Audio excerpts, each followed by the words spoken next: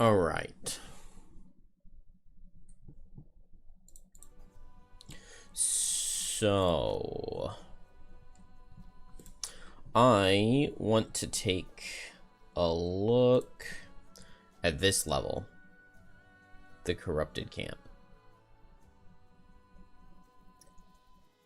It's a very, very, very difficult one. This is definitely one of the ones that I say is one of the hardest in the game.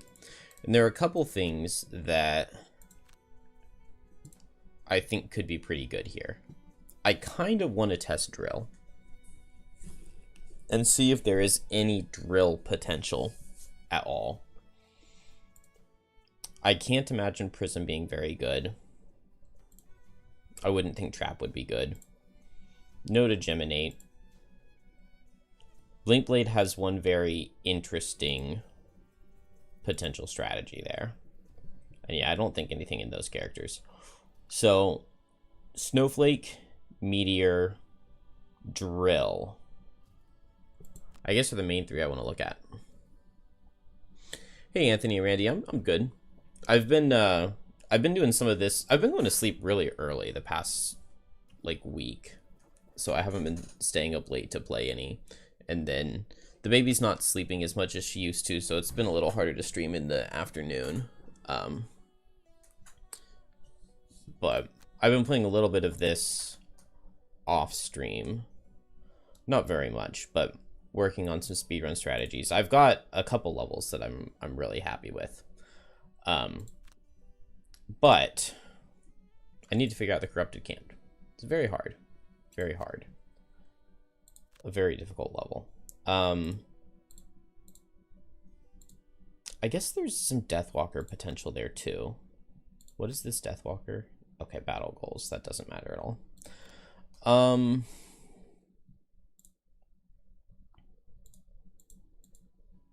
So by the time I get to this level, I'm probably Prosperity 5 or 6. Do I have...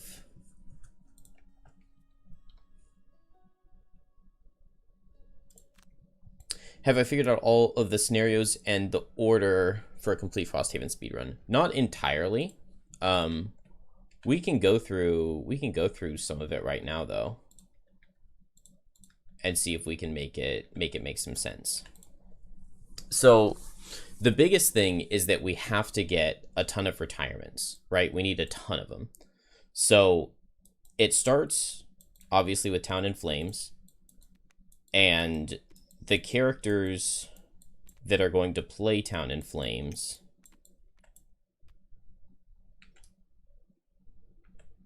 are Greed is Good and Dangerous Game. So Greed is Good and Dangerous Game. I'm going to try to get as much gold as possible, and I figure I might as well... Oh, no, you're good. You're good. This is a good thing for me to go over. It makes the most sense to be a Blinkblade, right? Blinkblade has really good looting. Blinkblade will be just fine in Town of Flames. So a Blinkblade with Greed is Good in Town of Flames with a Drifter. Drifter can kill 2 Algox guards really easily. Drifter's really strong early game. Doesn't really need any items to, you know, just run at things and hit them for 5. So that works really well for those 2 levels. Then I'm going to go into Algox Offensive and Heart of Ice. And Algox Offensive can just be completely skipped with a Deathwalker. And the thing that I want a Deathwalker to do, because Algox Offensive is the one where you just have to escape. You don't have to kill anything along the way. And so I tested it, and really you just don't get enough resources early on to build any buildings, and we need to build a bunch of buildings early game. Basically, super early game, my main priority is to rush to Prosperity 3. And in digital, it actually requires less prosperity than it does here. For some reason, it's only 5 and then 8, I think, instead of 6 and 9 for the first couple. But in digital, it takes 13, whereas on here, it takes 15 to get to Prosperity 3. But that's good for us. So I'm basically going to kill everything in the first room in Algox Offensive. We can pull the scenario book down. So kill this first room. It gives like 10 plus loot tokens. The chest also has some loot tokens. That way Blinkblade can start getting some of the gold and money, and then I'll get some of the building resources. There aren't very many gold tokens here, but it's really good on all of the other resource tokens. And I could potentially get a rock root here on Deathwalker, which would be good, because Deathwalker is going to be loot 5 herbs. And then into Heart of Ice, Blinkblade, Deathwalker do this level really, really well. You just have to kill these 5 enemies, and it's a good loot pool for Deathwalker. Corpse Cap and Rock Root, we're only going to get 5, maybe 6 opportunities to get the loot, but it's not too bad. If we get a Corpse Cap or a Rock Root, we'll be very happy. And then we kill the Fist, which will unlock Snowflake. And at this point, the main goal is really to retire Blinkblade as fast as possible. So I go into Edge of the World, which is just this long scenario. And so we're going to do it with a Snowflake, because Snowflake can push Blinkblade forward. Blinkblade will take the perk to get the extra free move 3. Why, hello, Anomaly. Congratulations. You cry. And you figure out how to function without any sleep. And just remember that however difficult it is for you, you don't have to do the breastfeeding, so it's harder for the mother. But it gets a lot easier in a couple months once they start sleeping more. And you'll have fun. You'll have a lot of fun.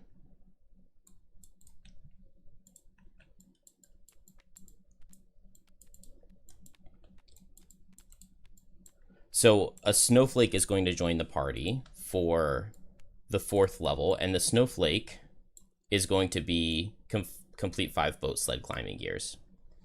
So Snowflake goes and plays Edge of the World. It's not a boat sled climbing gear itself, but we just throw Blinkblade all the way to the end, and Blinkblade kills the boss really quickly. It's only in 2-player. This level does have Claw Crushers, so we could bring Dangerous Game, but they're only in the first room, and you have to play 3-player to get 2 Claw Crushers, and it's just not worth it, I don't think. So after Snowflake and Blinkblade play Edge of the World, then Snowflake and Blinkblade will go play the Jagged Shoals, which gives Snowflake its first boat mission. Also, at this point, we've hoped to build like 3 or 4 buildings along the way after each level. Jagged Shoal has some loot in the pool, and Blinkblade can kill a couple things while it just goes invisible next to the thing. And pick up like a couple Lightning Eels loot tokens. It's not too bad. And that'll unlock Kelp. Kelp is really, really, really good. But we need to get a mastery on it early so that we can start with 2. Your wife is a champ. That's good.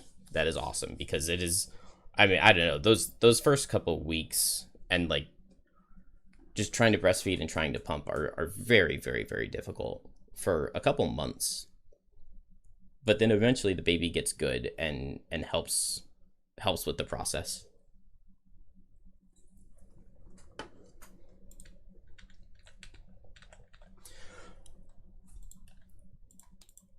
So as soon as I have the Kelp, I'm considering coming to play Frozen Crypt. No, because I have to have the thing where I can start with trophies, and Kelp is only going to be level 1, and there won't be any retirements. Because I need to be able to start with a trophy, because Kelp can just teleport over and stun one of these guys, and then the next turn go fast and bane it. And that just kills them, like, really, really easily. There aren't very many enemies here, but Kelp and Deathwalker will be just fine. Deathwalker turn 1 can move 6 and make 4 shadows over here with Shadow Step and Eclipse, and that gets them close to the door, and you don't have to worry about moving the shadows. And then once you open the door, you just move all shadows 6, then move all shadows for 2, and you can destroy the altar. And this has Corpse Cap Rock Root, which is exactly what we want to get 5 herbs on Deathwalker. So I need to find what level Kelp is playing first. Maybe I delay making the Kelp a little bit until I have a stables built.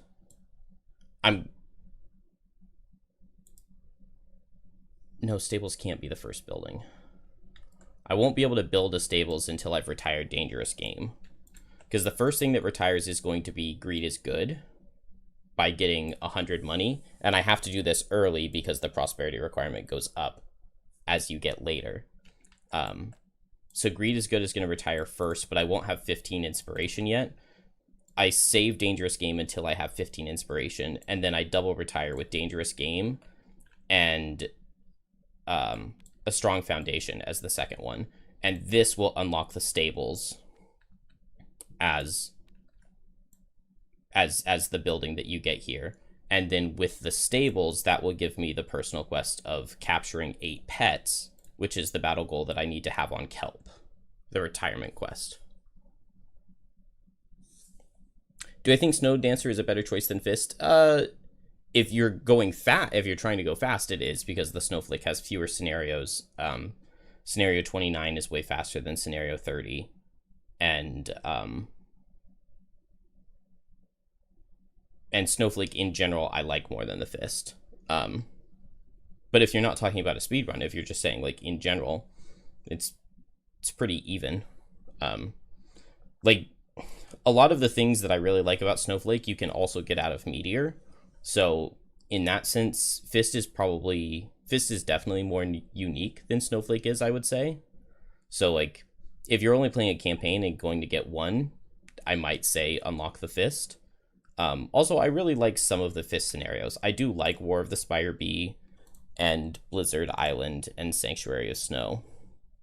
Those scenarios are pretty good, along with the Snowscorn Peak and Sky Hall. Very good scenario.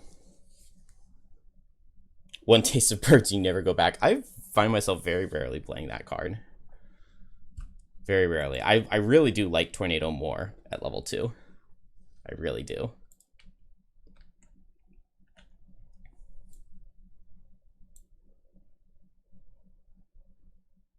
Okay, so after this point, the goal is that Blinkblade could retire here after having played these 5 levels, but that's not very realistic because I'm not picking up very much loot in Edge of the World. Or in Heart of Ice. It's really just these first 2 levels that I get a lot of gold. I mean, Birds in a Tempest is a fine card. I just like Tornado more. Then I think it's going to be Blinkblade and Drifter go to play the Frozen Fjord. For beating the Frozen Fjord, the bridge level, you get an item that you can sell for 15 gold. 96-1.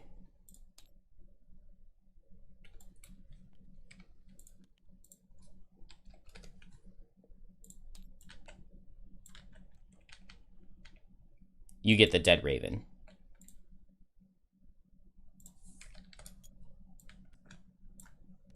Yeah, which sells for 15 gold. And it's just given to you as a scenario reward.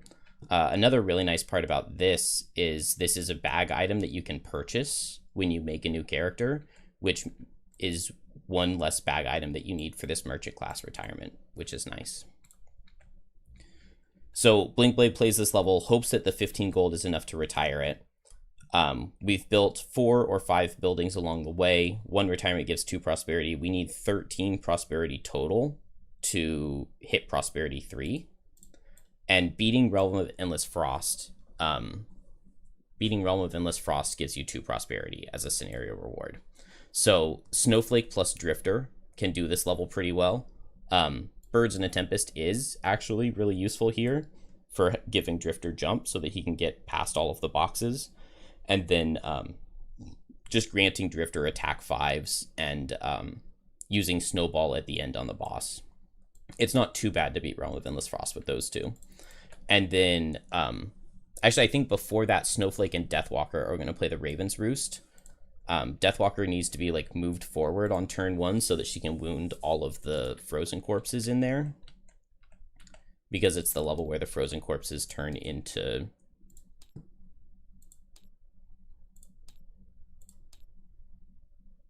It's this level where they turn into Shrike Fiends if they don't suffer damage. So if Snowflake just moves Deathwalker forward, she can place shadows under all 3 of the frozen corpses and wound them on turn 1 with Anger of the Dead and Eclipse. And that makes this first room really easy. And then for the second room, it's long, but you can move all shadows for 6 and then move all shadows for 3, and they'll reach the tree, and you can attack the tree with Wave of Anguish and kill it pretty quickly. And then the goal is that by the time I've done all of that, I will be at Prosperity 3, which I tested once, and it did work. I was there. Also, in the background, at least right now in Frosthaven Digital, you don't have to do anything to get these 2 quests. Read 8 different names and construct 12 buildings. If you just have characters that don't play any levels and they're just, you've just made them and they sit back in town, you still get both of these. So it takes a little bit of time to get them, but then that's just for free prosperity. And the buildings out of them, which is really nice, the Carpenter and the Inn. So you just get those for free at some point in time after you've played like 10 to 15 levels. And then that gets us to Crystal Trench. Crystal Trench will be Deathwalker plus Meteor, because Meteor can just make a whole bunch of hazards. And so hounds spawn endlessly. Deathwalker is never going to play a Shadow Loss card. They just fight through the first room, fight through the second room, and Meteor leaves 2 hazards here, 1 hazard here, and a little wall of hazards right there. And all of the hounds that spawn are just going to be 6 health because I'm playing +1. And the hounds will just die every time they get to the hazard. Deathwalker stands next to it and just waits there for forever.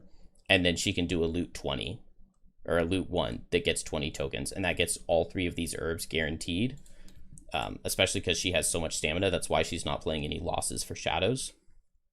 And that plus the other levels Deathwalker has played gives her the opportunity to have looted 5 herbs because she's guaranteed to get these 3.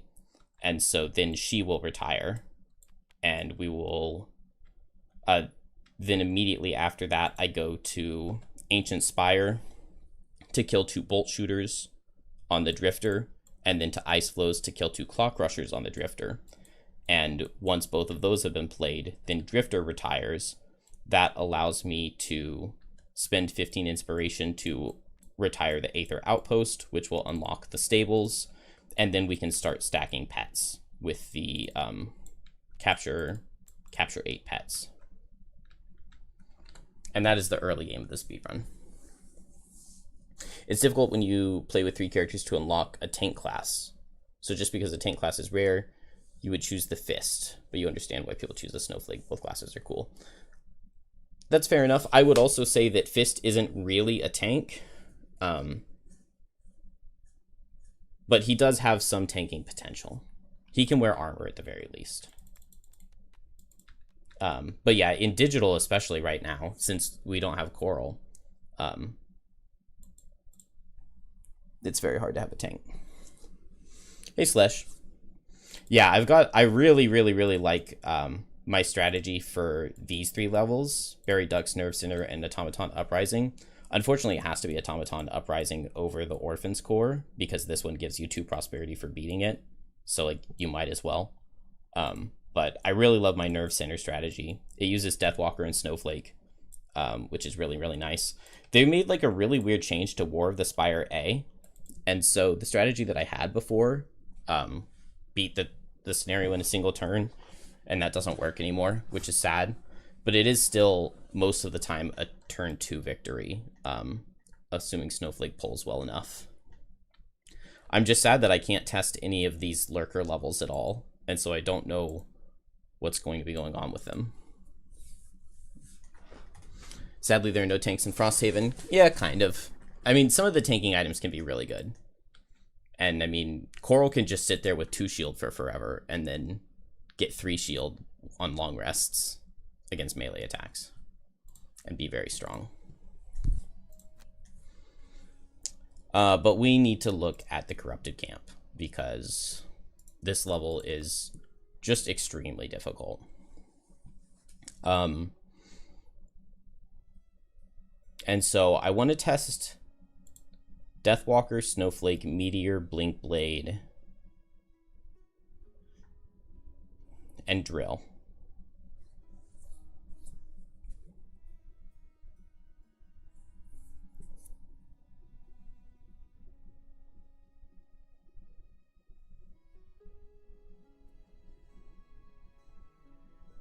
So I want to look at Blink Blade Drill first, I think.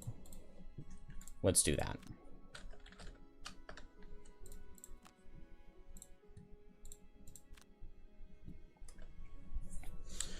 Blink Blade, definitely jump boots.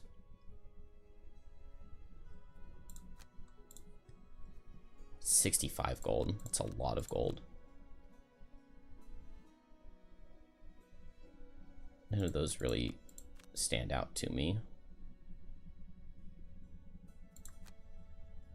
Probably a poison dagger. The ice shiv could be interesting. That would almost be a reason to pick it up.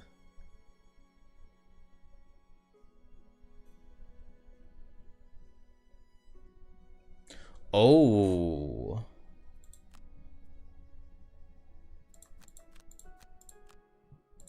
What is the... The only real tank is the Bone Shaper.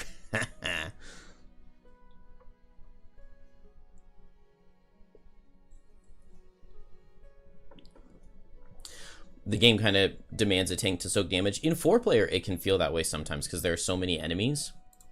But also, I mean, that's kind of the point of the game, is that you can't just have one player tank everything. Like, spreading damage and spreading conditions to prevent things is going to be a part of the game.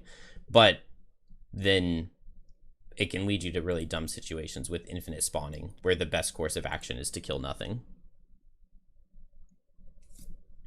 Even in 2-player, one guy will always be in front. Yeah, but you can position accordingly so that, like, 2 enemies will hit one guy and 1 enemy will hit the other guy. So that it's 2 and 1 instead of 3 and 0. Yeah, archers can be annoying. I want to look at how you unlock the Abyss Axe.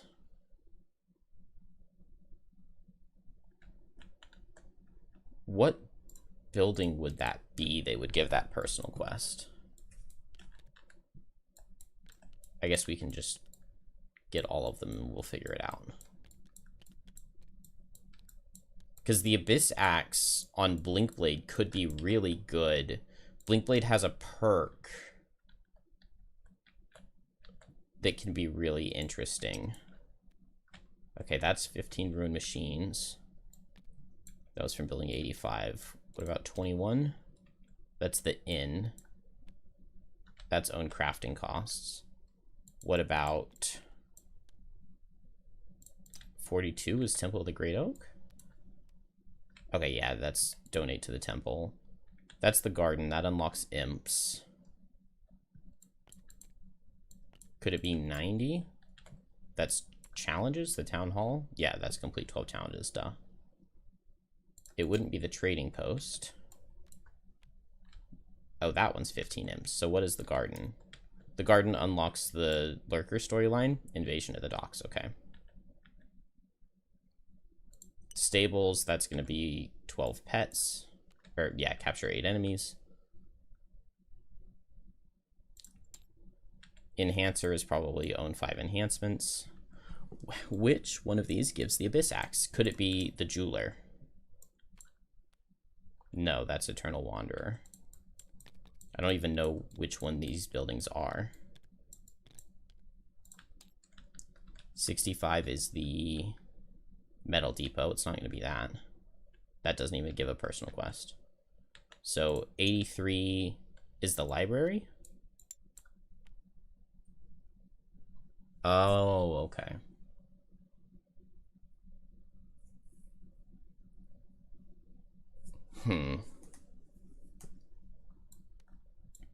83 is the library, right?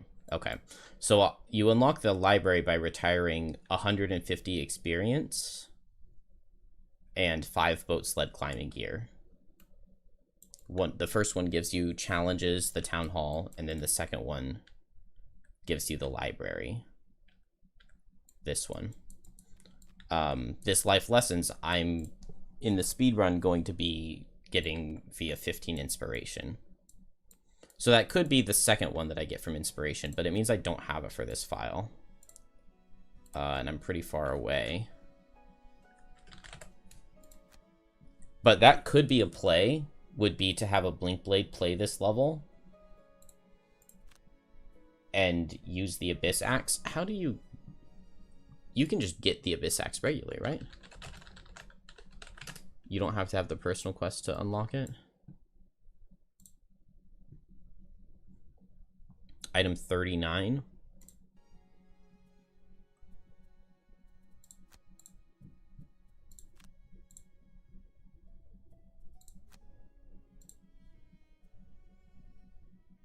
I'd probably rather have a Cloak of Pockets.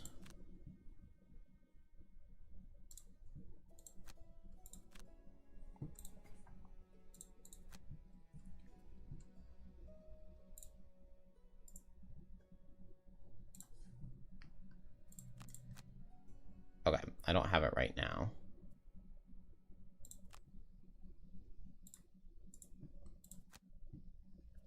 But can I get there?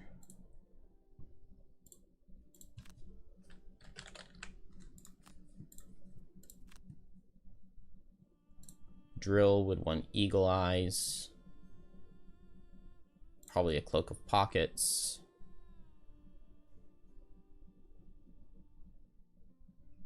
Oh, I wonder if Battle Axe would be interesting for Drill. That actually sounds like it could be really good. That's a really solid item spread, if I could have it.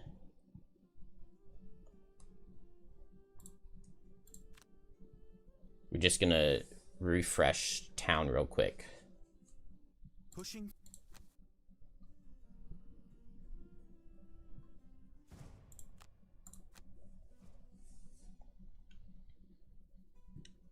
Democracy.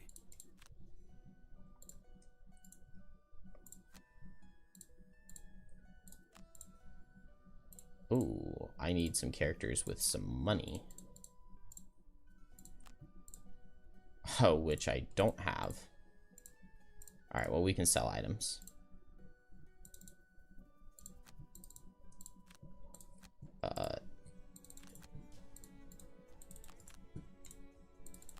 Alright, what do I need to upgrade the craftsman? I need wood and... Dang, so...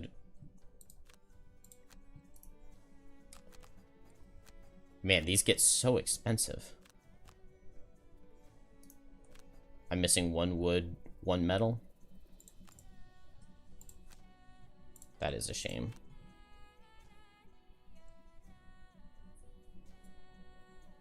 Pushing through a...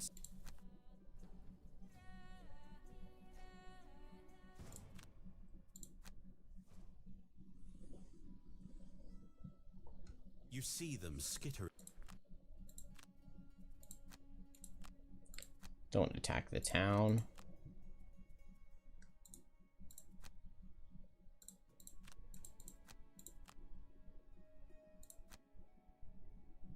Oh, do I even have materials? I do not want to lose inspiration. Okay, now I should be able to...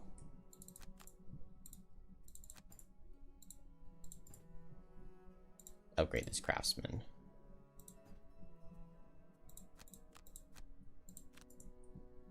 And will that give me the Abyss Axe is the question. Blown off.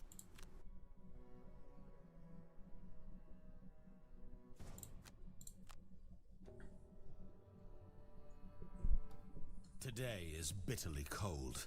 The ground is iced over. Windows are cut. Really?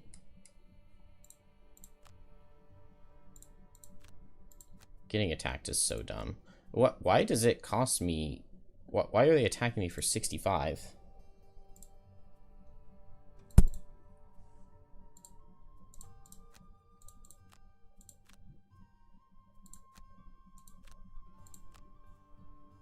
Well, we're just gonna lose every building.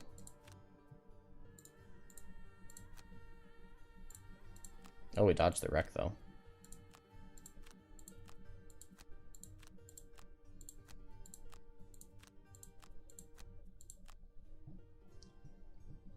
Okay. That's the max level for the craftsman in the game. Does it give me the Abyss Axe? No, it doesn't. That is so annoying. So I would have to get another retirement, but I don't have any retirements anywhere close. And if I double retired, that would put me at Prosperity 7, which I don't really want to be.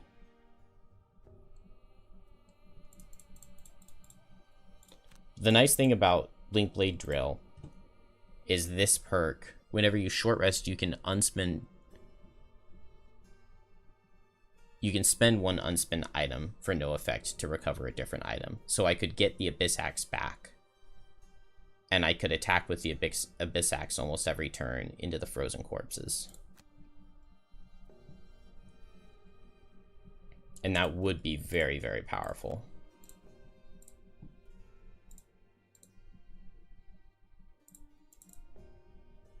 Give me the corpse cap.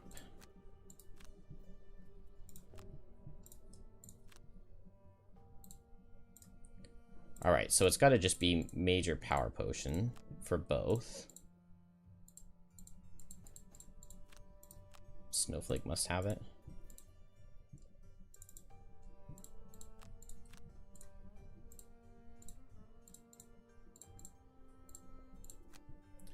And then probably a major frenzy on both, right? That sounds really good. I know that Meteor has it.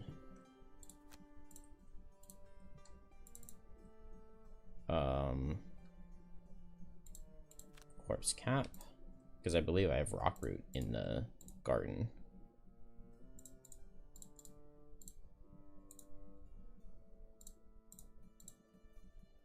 Wait, what is it?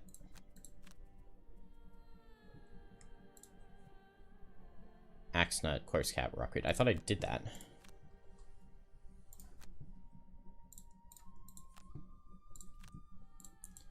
Alright, so Blink Blade, Reckless, and Double Time. It would have to be those two cards. There's no way it could be anything else.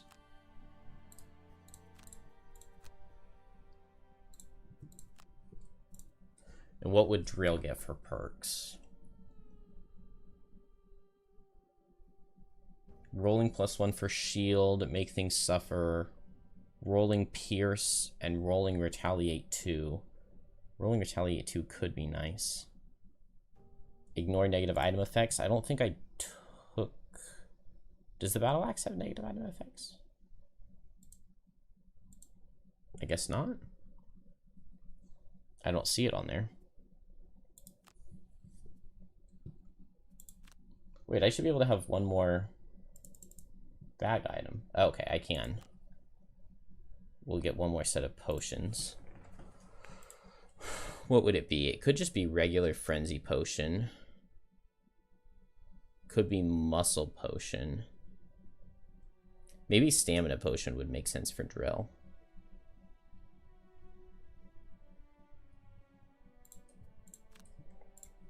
And what would a Blink Blade want? It's got to be a Frenzy Potion, I would think. Oh. Well, I didn't get the Cloak of Pockets there. Okay. That's fine. Drill perks. So I don't need negative item effects.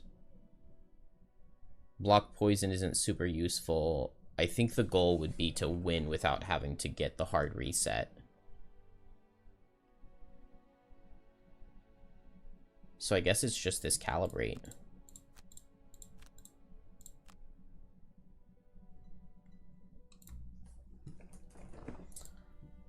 Bronze Plating. And then would I want Release Valve? Or Stress Vents?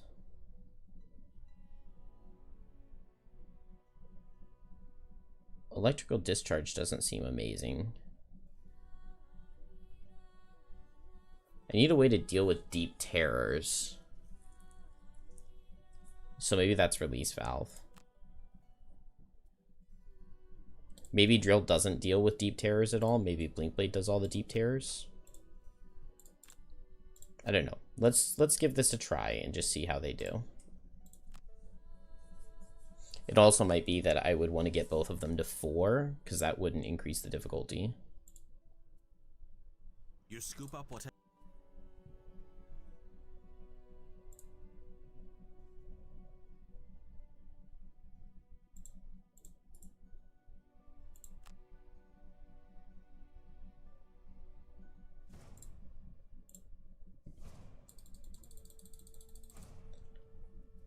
Alright, Blinkblade needs Borrowed Time, Reckless, probably not Experimental Adjustment.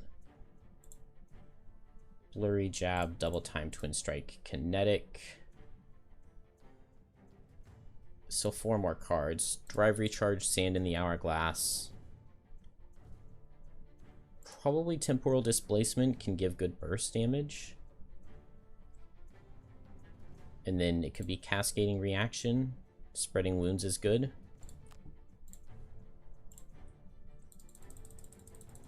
Drill. Oh, Curious Gear.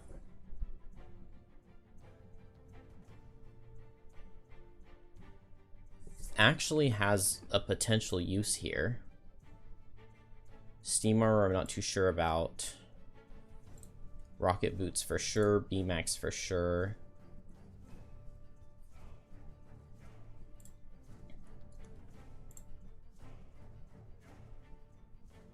Do I need Ancient Drill? Destroying the Obstacle could potentially be useful. Man, those drill cards filled up so quickly. Just skip challenges. Alright, so this is the level where our buddy Algox are getting attacked after we've gone through the War in the Spire storyline. If any Algox dies, it will be turned into a frozen corpse at the beginning of the next round, unless they're standee limited, and then it just waits until there's time. There are 4 different rooms in each corner of the map, and you have to open the doors to those rooms before the timers run out. If the timers run out, then you just lose the level. When you do open those doors, there are deep terrors in there, and then more Algox to protect. It's a crazy, crazy difficult level. So we have 1 Algox scout down here. Unfortunately, the scouts can be just totally useless because they could just stand still and attack nothing. They could just move and loot. All of the benefits that we have of like when we face scouts and them not being super useful come back to haunt us here because now they're on our team. So we get 2 scouts and 2 guards against like 7 enemies over here, 6 enemies over here, and 4 up here, which doesn't sound too bad. But then as soon as they kill one of our guys, those turn into frozen corpses. And then these black imps, does the elite curse with every attack? No, he poisons with every attack. But if they ever get multi-target with this curse, they can just stack the ally deck full of curses, and it can be a nightmare. We have to open this door before the end of round 2, and this one before the end of round 5, round 8, and round 11. So one really nice thing that Blinkblade has here is Borrowed Time. All allies move less, but then you get to move 2 for each ally that you have. And if you have double time, then you get to do that twice. So you essentially get to move 4 for each ally that you have. So it's like 1, 2, 3, 4, 5. It's only 5 allies right here, which would be like a move 20. But that means that Blinkblade can get anywhere and could just open a door pretty instantly. Or open all of the doors pretty instantly. If I double time. Also, once we open this door, we get another ally. And this one potentially.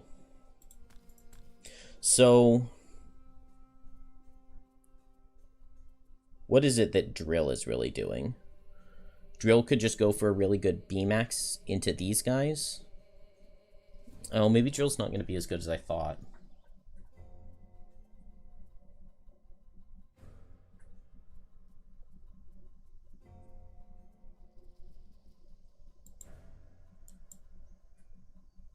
But if Drill could just, like, wipe this on turn 2, that would be super good. If I do a Bronze Plating, B-Max...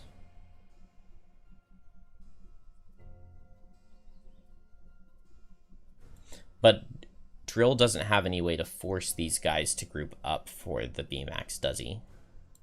So, Frozen Corpses do move with every single card. If I go here, I force these two to group up on me at least. But then the Black Imp could dodge. And it would mean I would have to move 3 with my bottom. That wouldn't be the end of the world. It would just be Rocket Boots processing. And then these two would group up on me unless it's the cone attack. But I would take big hits from them, and I'd get poisoned by the Black Imps. But that would be one way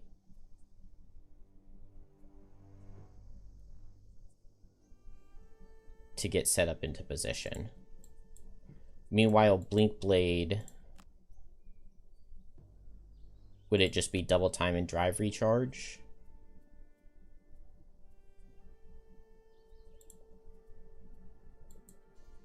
If I use the Snow Imp immediately, I wouldn't have to.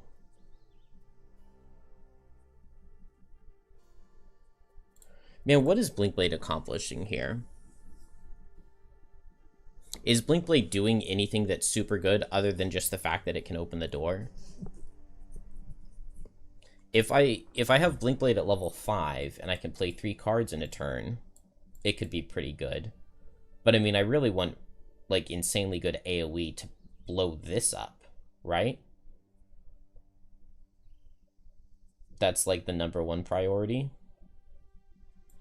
So maybe, like, Drill Snowflake would make more sense. Snowflake could help force these guys to be grouped up for Drill. And then, if we can just keep these 2 scouts alive, Snowflake could blow this up. The problem is, I guess it would be like Snowflake would pull on turn 1 and come down and open this door. Drill would blow this up on turn 2, and Drill's responsible for this. Snowflake comes and attacks this group and then gets that door, but I don't know how we ever get down here. Maybe I save Snowflake's move 8 jump.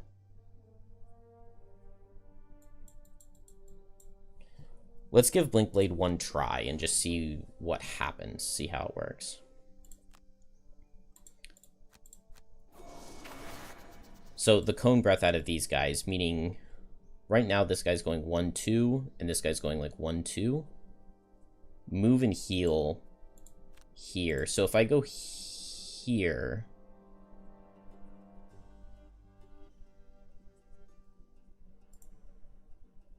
Move 2 on those guys. This might work. We'll see.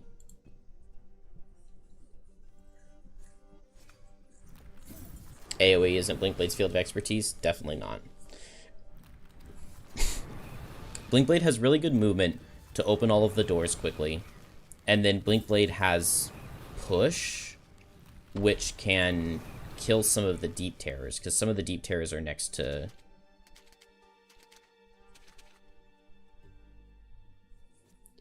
traps. But, like, Snowflake would do much better. Snowflake is, like, salivating at the thought of a White Winds going into that group.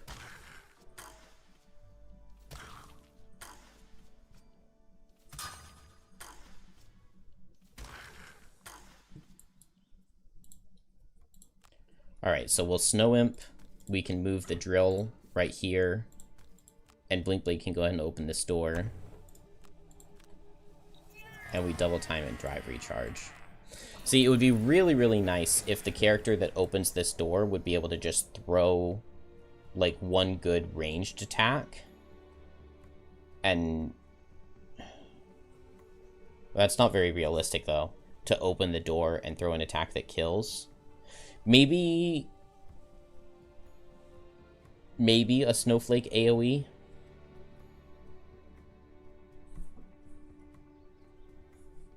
Bling tried his best at one thing, put himself in danger due to arrogance and overconfidence.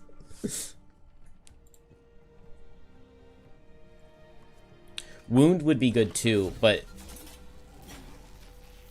yeah, wound would be good because they do die to wound. Ideally, this guard would survive.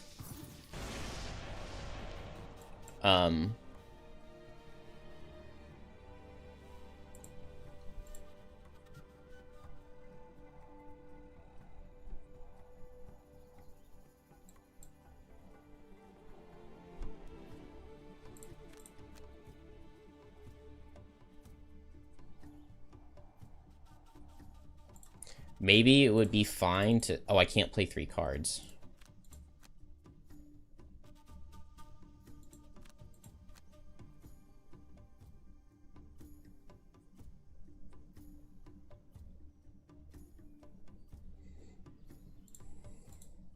I don't know. Maybe Blinkblade comes here, attacks this Deep Terror with Wound, Guard goes before the Deep Terror and kills him.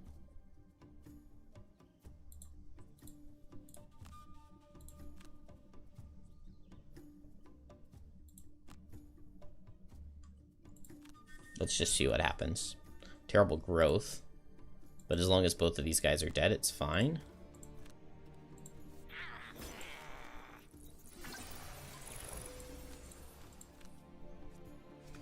Good job, Blinkblade.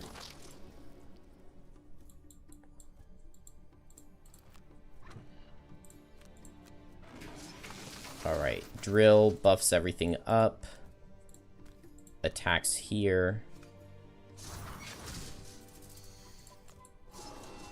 And then here, puts the extra damage into that guy, and advantages all of it.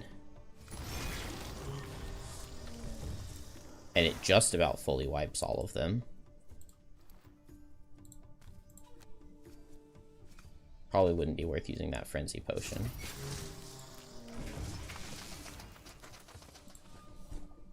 I mean, that seems really nice for Drill. I don't know exactly how consistent that would be. It probably only worked because it was Imp, Move, and Heal.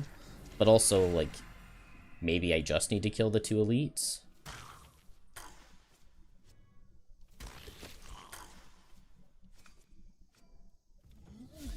I guess with Drill, the big problem is that now his pressure gauge is really bad. And so he can't, like, rocket boots to get over here. It's going to take Drill some time to set up to be able to do good AoE over here again.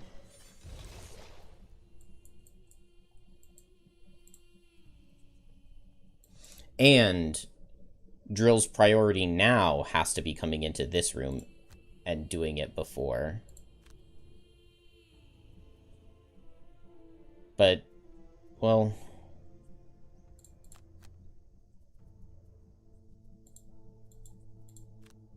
I guess Blinkblade could open that door. If I get Blinkblade over here, is there anything that it's doing to help?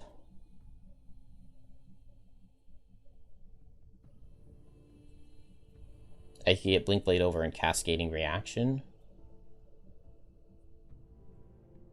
That doesn't seem amazing. I mean, I can't send Blinkblade into this, it'll just die.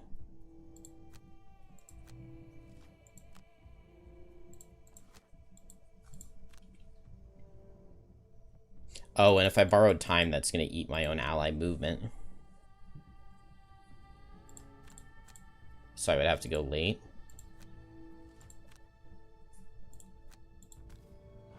Is this right next to the obstacle? I don't think so. No, it's a little further away. Man, and yeah, this room, it's just not super easy either. Okay, that trap is enough to kill that one guy, though. That's really good. That Drill can just open the door and Curious Gear to kill. Also, any character that could attack with a pull could guaranteed kill that one.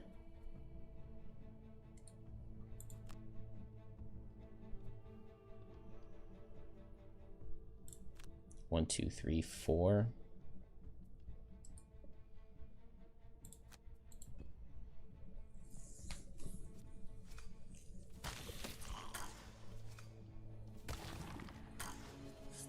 I wonder what the odds of this scout winning a 1v1 against this elite deep terror are.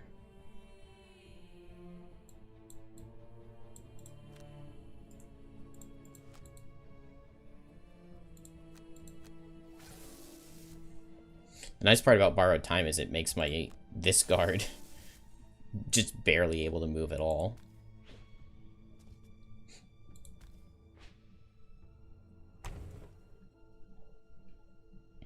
Oh, attacking with push doesn't push either of these guys into any traps, actually. It has to be pull. That really sucks.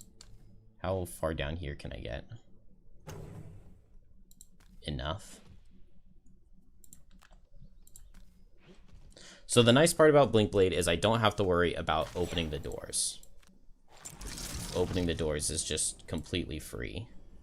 And I still have a power potion available.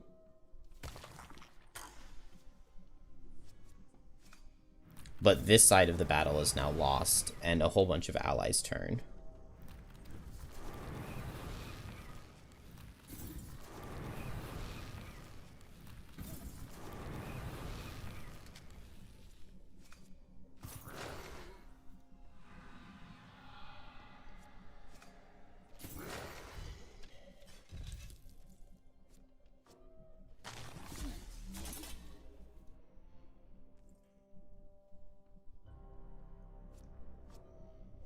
So many enemies in this level.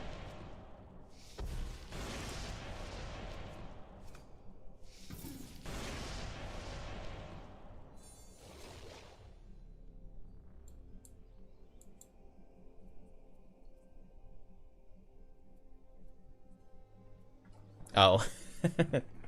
Without boots, Blink Blink can't get back from over here. Okay.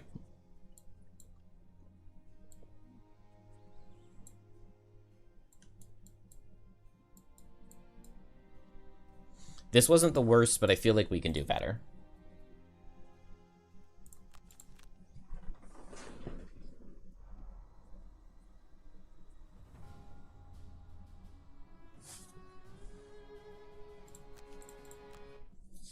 So I could definitely 100% have a level 4 both Snowflake and Deathwalker going into this level. I could also potentially be even a little bit higher on them. In there! In there! I trapped him in there! A panicked orchid points to a closet door. Yeah, of course we get attacked. Why not? Attack for 80. Like, what's even the point?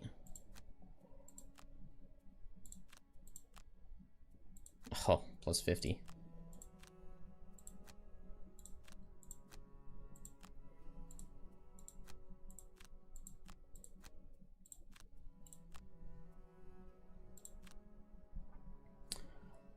All right. Let's dump these resources.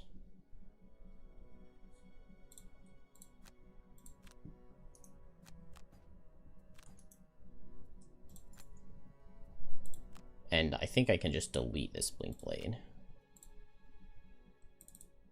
Let's get the corpse cap. The corpse cap. And I believe the corpse cap, because I think I have Rockroot in the garden. Yeah, Rockroot, Snow Thistle.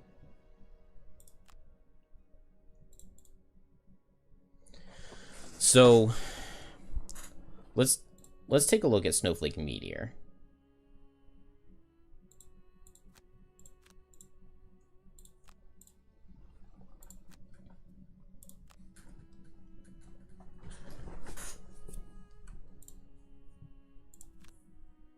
Level 4 on both seems possible. I don't think any of the side rooms have the traps laid out in a way that Heat Wave would be insanely good.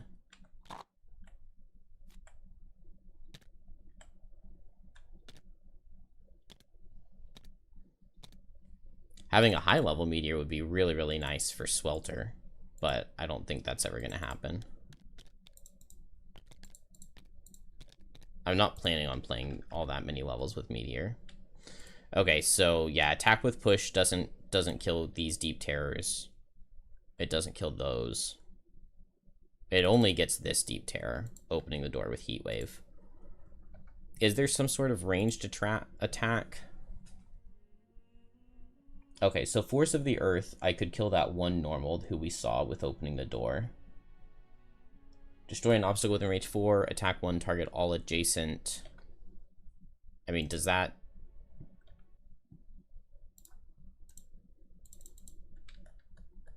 Yeah, no, that doesn't do anything useful.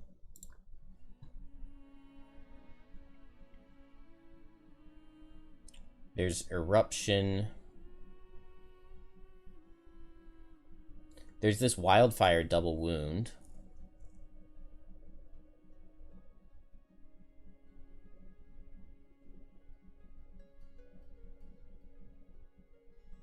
That could be something. Living Magma is also very useful because nothing in this level heals. I guess the Black Imps can. But killing them isn't a big deal.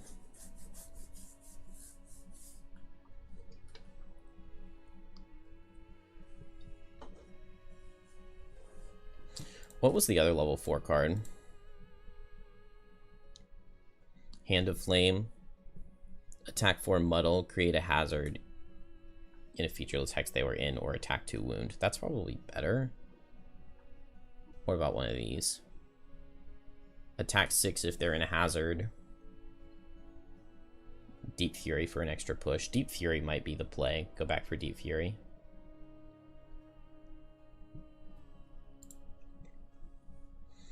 Snowflake, what do I have? I have Birds in a Tempest and Tornado and Polar Vortex. So no Cold Snap. That might be good, it might be bad.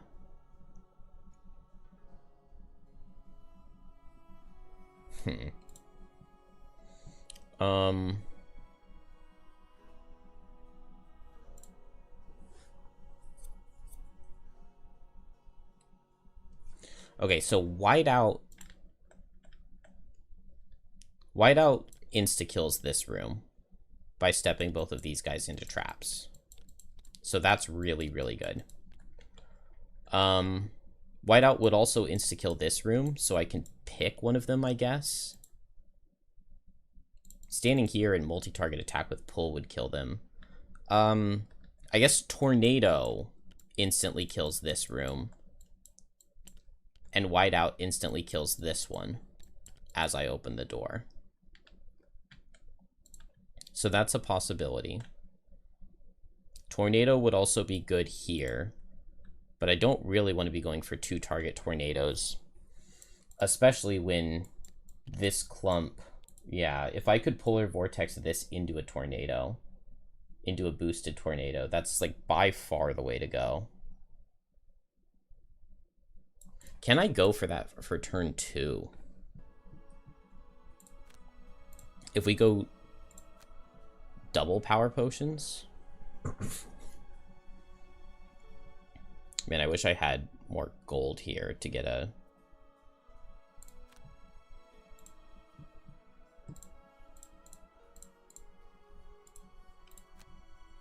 I guess we'll just throw 1 major power potion and keep this vigor. That's fine. So I think I want to Polar Vortex into Tornado on turn 2, potentially. So it could just be Lifting Gust with Polar Vortex. Group all of these guys up. The initiative on that isn't amazing, though.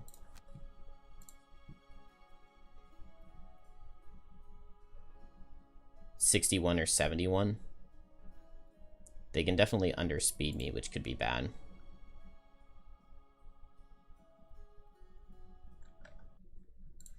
Then over here, I guess the Black Imps are 4 health on my difficulty, I believe.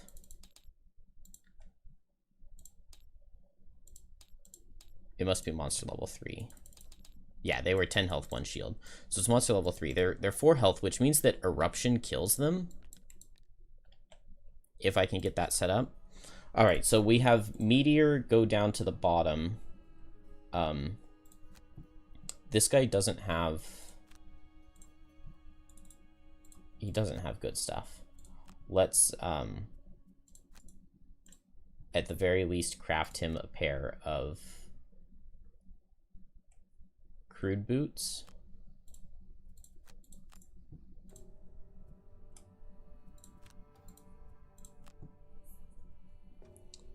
And then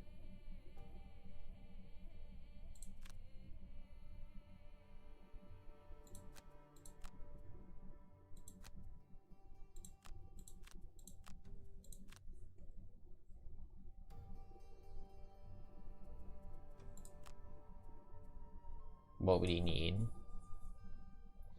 An inspiring helmet could, like, actually be interesting. Can I get one of those?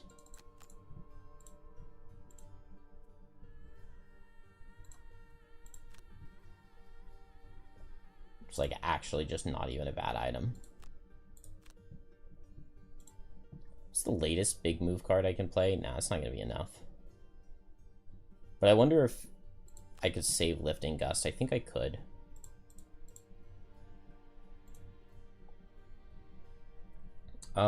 A potion for Meteor. What does Meteor even want? Probably just a stamina potion.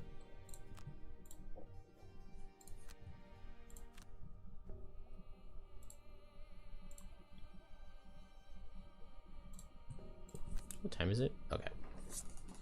Plenty of time. This winter day has been a good one for travel, with little snowfall and not a creature in sight. This is... Well, starting wounded is annoying.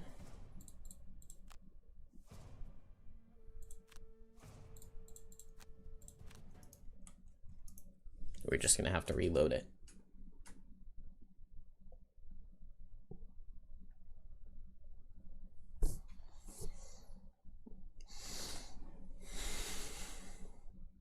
Man, there's so much that I want.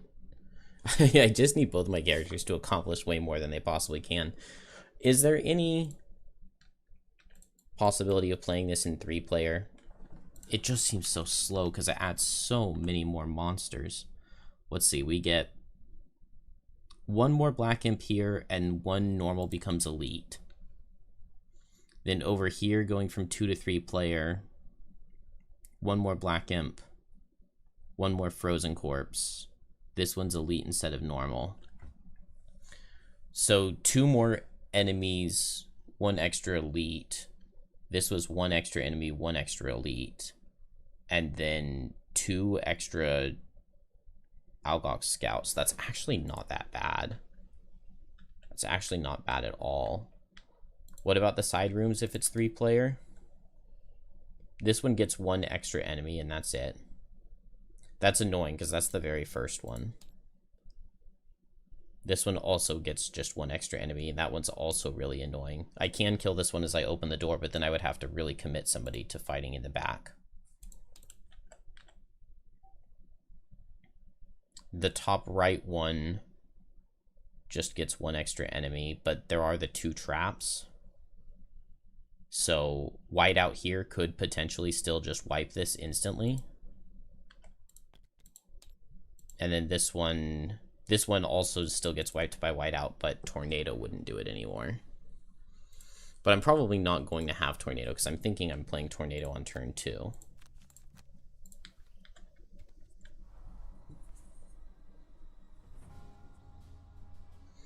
It definitely feels like Snowflake is the right character for this level.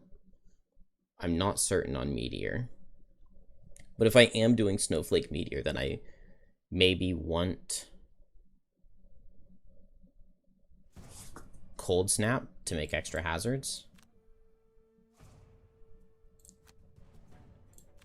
If I'm doing that, playing Cold Snap to get extra hazards, then I might even want to be higher levels, which could potentially happen. If I have 2 level 5s, that would make the That would make the hazard level go up. Because right now we're monster level 3. If it's monster level 4, the hazards are dealing 3 damage instead of 2. Because right now with low level Snowflake, it's just not really worth to go for hazards since it's not increased difficulty. When the hazards are just dealing 2, it feels so inefficient to try to stack them for damage. I guess it's 50% less damage, right? Whereas the Snowflake AoEs early game at the very least are just so powerful. I guess Blinding Vortex is better than Tornado, isn't it? If I have Ice. And if I play Lifting Gust as my move card, then I do have Ice.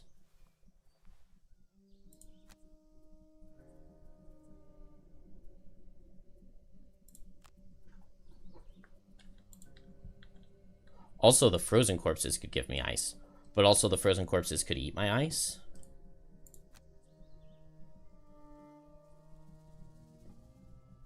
No, they couldn't. Not if I'm going at 61. But they could easily move after me. Okay, so if I had better boots of speed, I could go at 81. And then they would only have one card that's slower than me.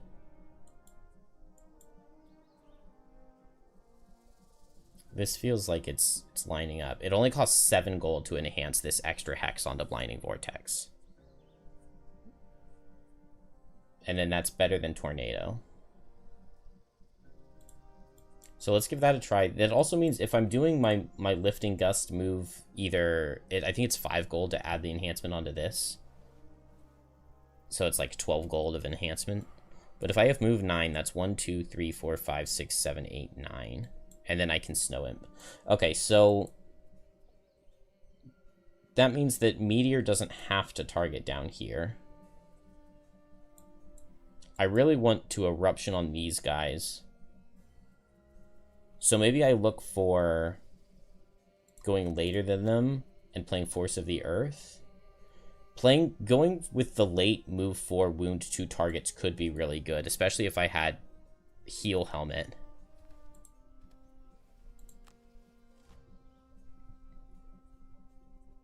Okay. The imps are going to be after Snowflake, but they're not moving, so that's fine.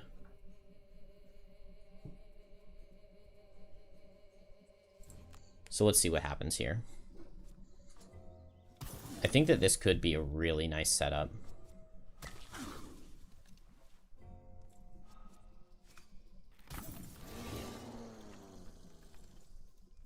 Oh, okay, but this doesn't work for Meteor at all because now these guys are way spread out and I can't Eruption on anything. But they also all took so much damage. Alright, so move 8, jump. Open this door. And then just continue over this way.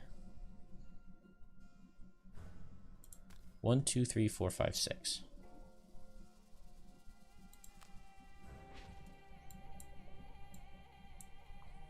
And now I Polar Vortex. So if I'm standing right here, Blinding Vortex hits these hexes.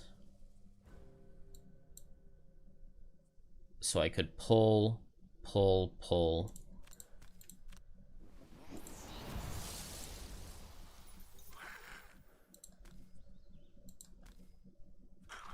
Man, I love Polar Vortex as a card.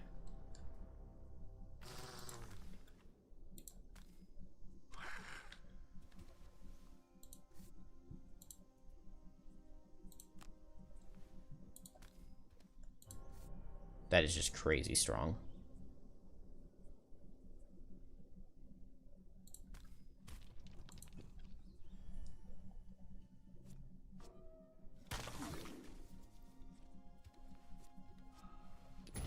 Oh, that's bad. So I can't just open this door and leave those guys alone. I need to find a way to kill them.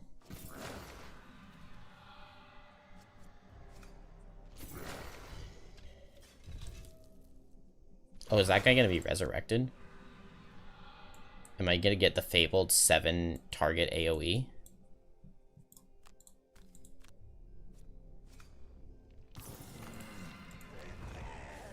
Alright, it seemed like Drill was a little bit better than Meteor is looking.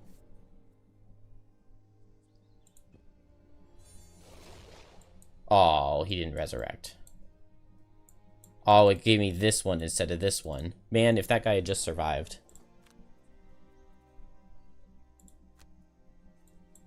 But I can Snowball Blinding Vortex. I just don't get to pick where my Snowball targets go, which is really sad.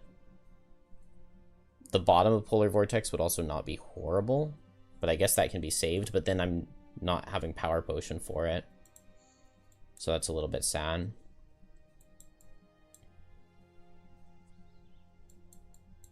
There's no good place for an Eruption or anything here. It's got to be like Igneous Path Living Magma, but that feels really lame. I also need Meteor to get up in that direction before too long.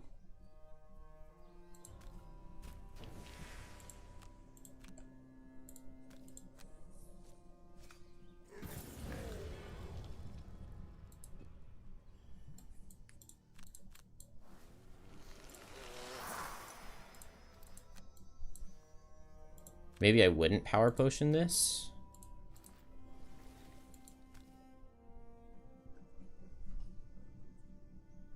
Oh, wow. The Snowball goes in literally the worst way I could possibly imagine.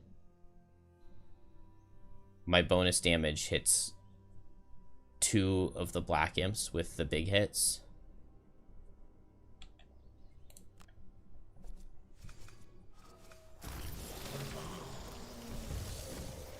Man, Snowflake is good. There's nobody worth healing, though. Oh, is this the heal and ward? No, it's not.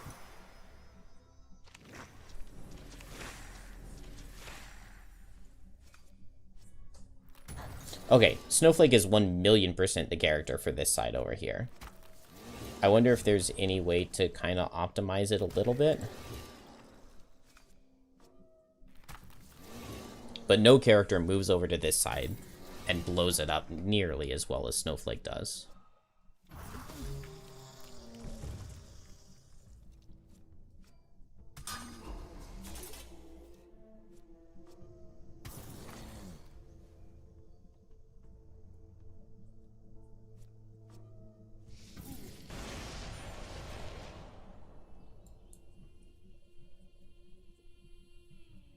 I guess the problem then is that after that, Snowflake is kind of just like, well, what do I do now? So after that, Snowflake can just open these doors. Open this one in Whiteout, open this one in Tornado. And she kills both of those doors as she opens them. And I mean, that's most of what we need for the level. If I could just figure out how to get the Snowball to target the elite.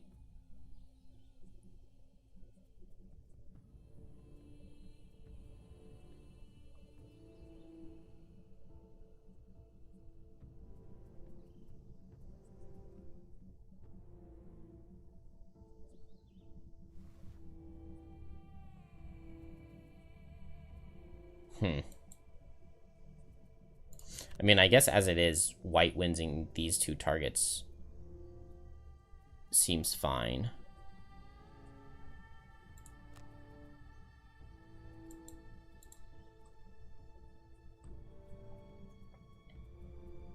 And then here I have Living Magma, which I like, but...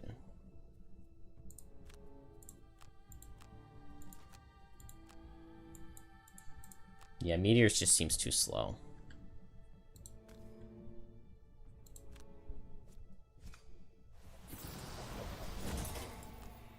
Yeah, White Winds is also pretty disappointing there.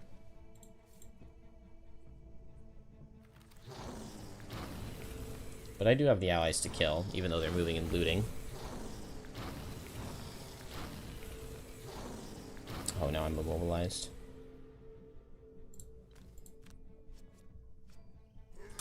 Meteor. Meteor, Meteor, Meteor. I was looking for you to do something impressive.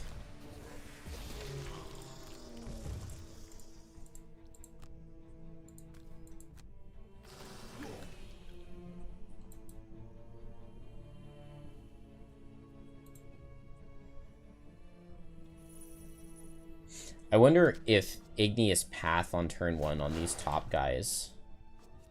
That actually sounds kind of interesting.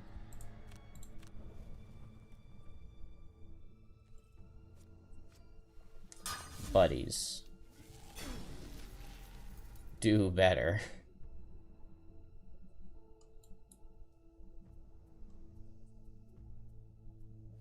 1, 2, 3 is enough move. So here I just play 2 cards. Snowflake's nearly exhausted. That's crazy.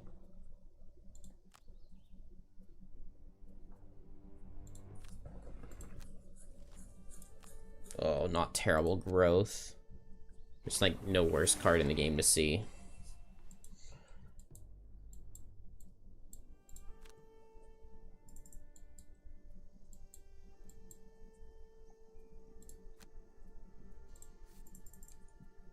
I guess I attack this guy for 2. I get to heal an ally.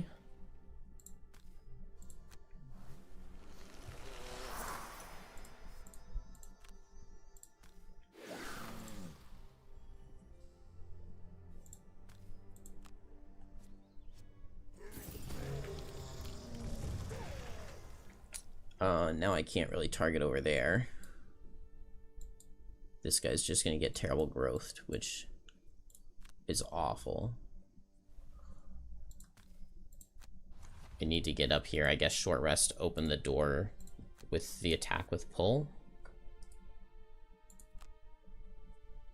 Yeah.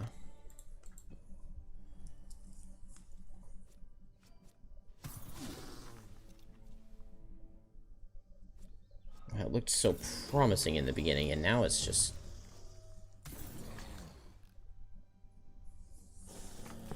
a slog.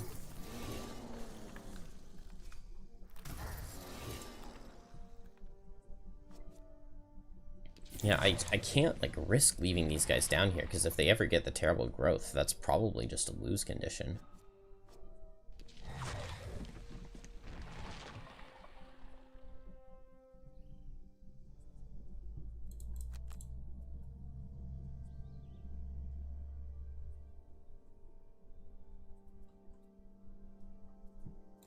So I could eruption it with Meteor.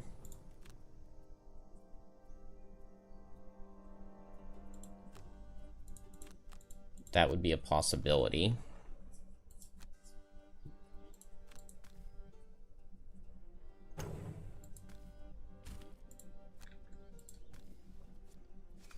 Need to get up here sooner so that this guy has more health.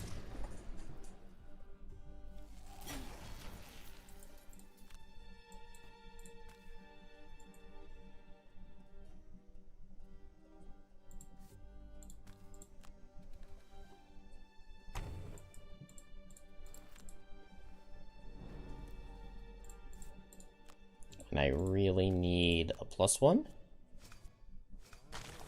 Not quite. Oh, that immobilized card is really bad.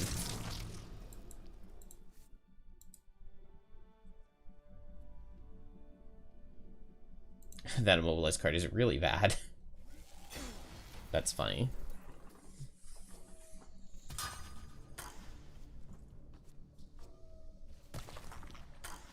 And now all of the allies are going to die, and then they turn into frozen corpses, and I lose.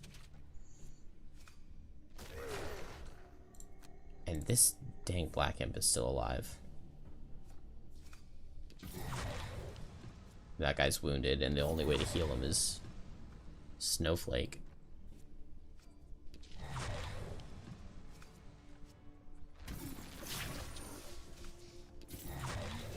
That guy's now a frozen corpse.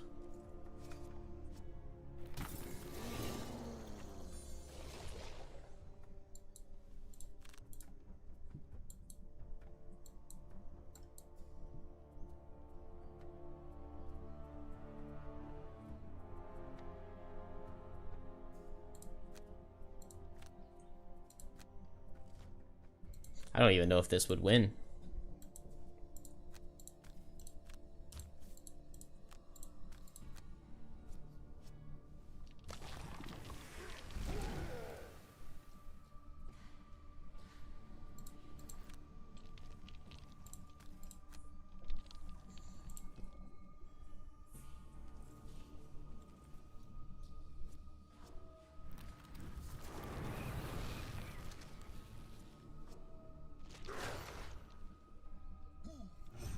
Come on, Algox. Get him. Oh, that's not going to be good enough, because now he's going to die, probably. And then the scouts just run in and die. Man, this level is just insane.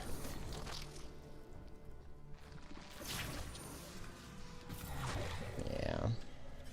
On the bright side, that corpse has to walk through a trap before it gets out.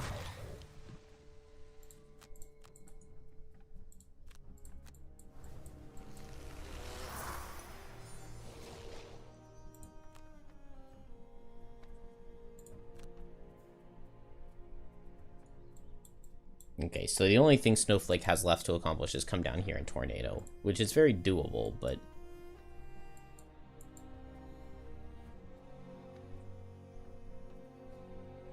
Okay, Meteor's not the one. Meteor's not the one. We need to go find another character to pair with Snowflake.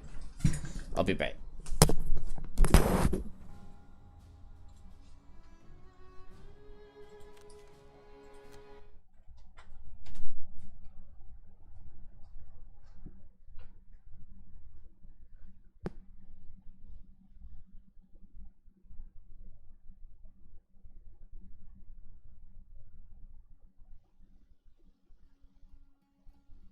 Walking down the main street in Frosthaven, you see a burlap sack full of radishes slumped near the center of the road.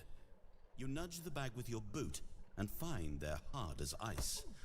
Looks like they've been here for some time.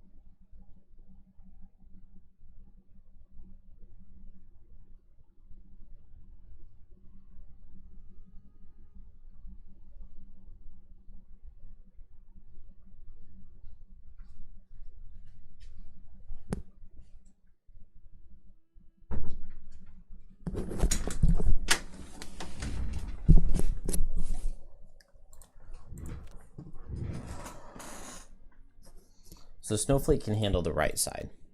We need someone for the left side. I wonder how realistic hitting 5 on Snowflake would be. Move 2 hazards within range 4 to featureless hexes adjacent to them. If they enter the same hex as a character, they suffer hazardous terrain damage and get wounded. Move 3, make a hazard in an adjacent featureless hex. Or Whipping Gale, multi-target attack 3 with pull. So that kills the top room and would allow me to save whiteout if I could get there to level 5.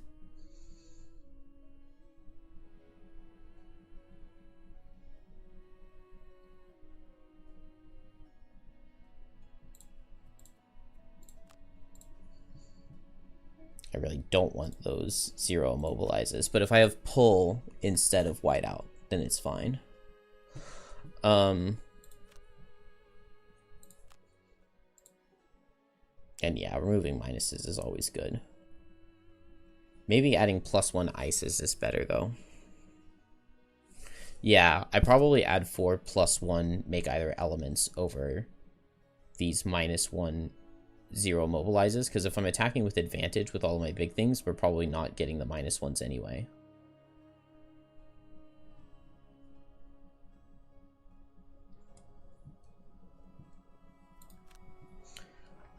Alright, so someone for the left side. Someone who can open this door and take care of this immediately. Deathwalker could move 6, make a shadow, attack both of them with Lingering Rot. that's not amazing. Who else?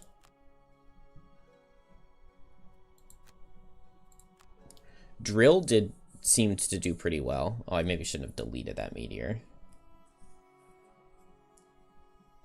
There's no, that's not Shackles. Shackles just doesn't do anything.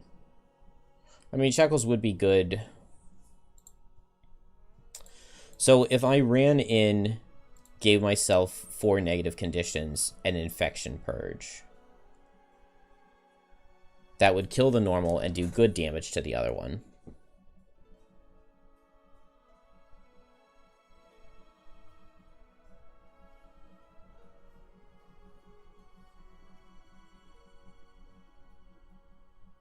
Man, Shackles that just like infection purges every turn would actually not be bad. Run in an infection purge, then I can delayed malady on turn 2.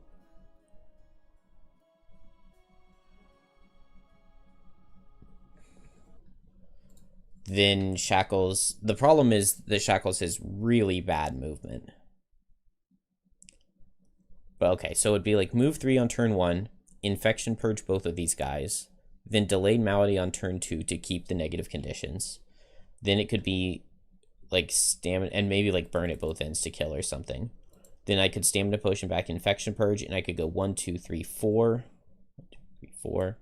I could infection purge again into some of these guys. Then I could probably just short rest, move up an infection purge. Oh, except by that point, I've dealt like 15 damage to myself, right? So maybe that doesn't work, because it's just too much self-damage. There's probably somebody else that's better. Drill, we kind of saw what it could do already, and it was pretty good at that. I highly doubt it's Geminate. There's no way.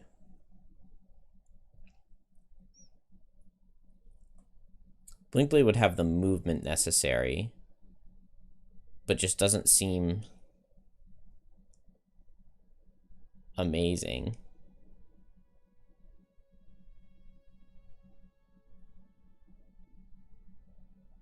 Prism, I don't really see how he's dealing with the deep terrors. Man, maybe Shackles is one of the better options. Could try Drill and Shackles.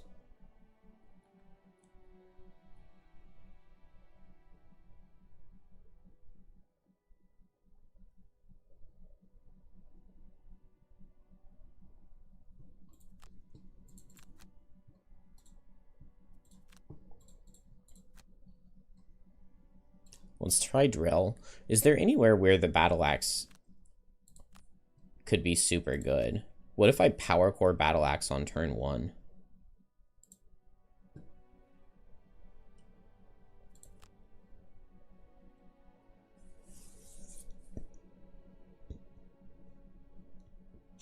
So I could get a 2-target attack 5 wound stun. Would be the benefit of Power Core.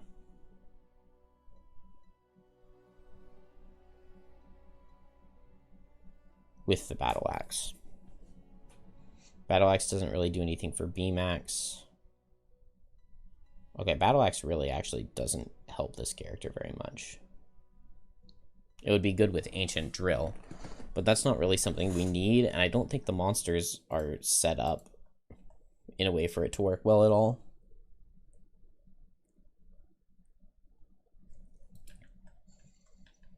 And I would love for a character to be able to just do it on turn 1 without having to do anything. 1, 2, 3. 1, 2, 3, 4, 5. Move 5 to get adjacent to both.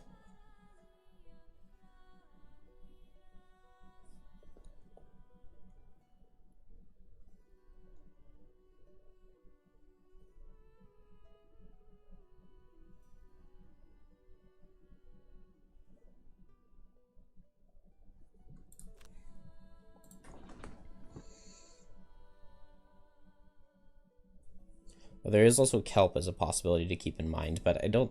Kelp's just so single target. It doesn't seem like it really accomplishes what I'm looking for here.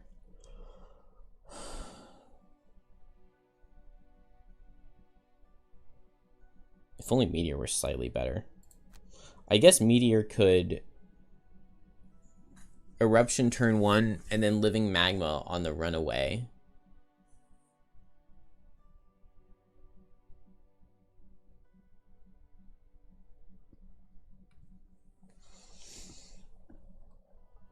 Okay, let's try Drill. Does Drill still have... Yeah, he still has all his items.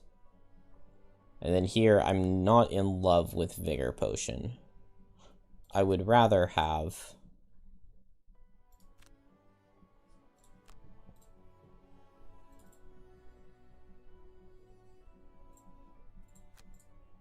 just another Power Potion, I think.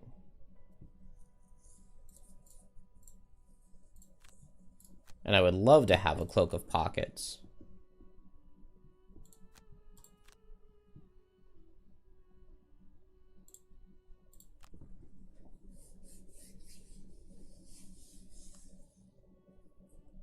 A translucent Esther wearing hunter's...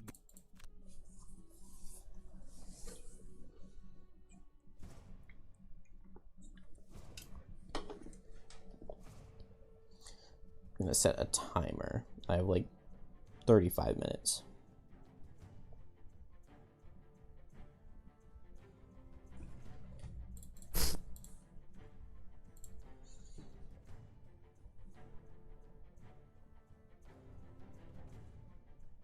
Okay, I really don't see Release Valve doing all that much. I'd rather have Super Heat Transfer for the wound and the pressure up. But am I only getting wound out of fire?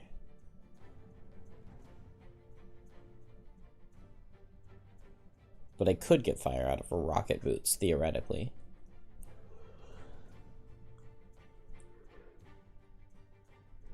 Doesn't really make any sense, though.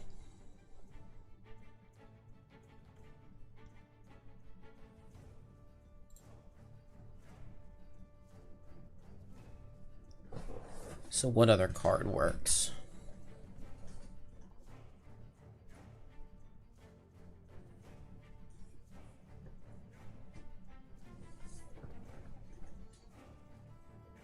Maybe just Memory Drive becomes a good move later on in the first rest cycle?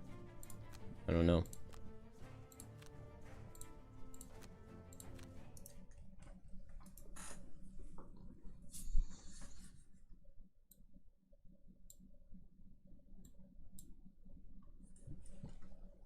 So we know that Snowflake can do really, really well. And the hope is just that she plus the allies on the right side can kill the right side. It means that I do need them to survive turn 1. Although we kind of got unlucky with the imps going late and dealing extra damage in that last attempt.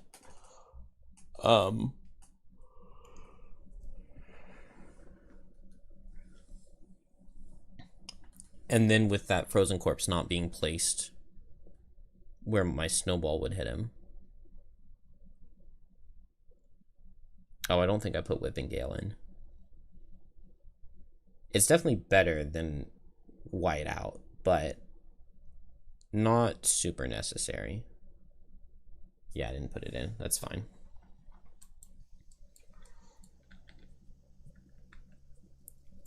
We will just try it. So Polar Vortex, Lifting Gust, and then over here...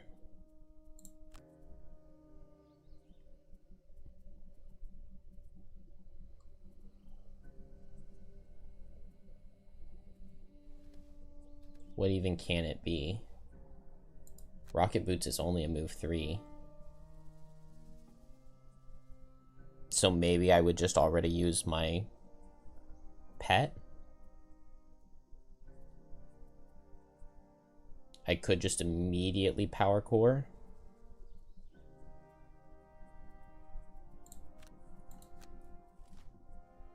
I got the 71 here.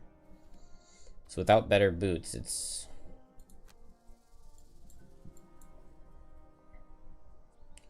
there would just be no counterplay to this. Well, maybe that's not true. Maybe that's not true. We'll see if we can figure it out.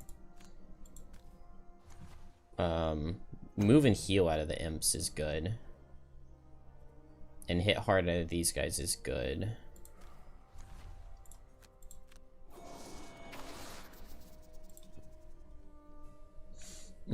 Frenzy Potion could kill one of them. Move there is weird.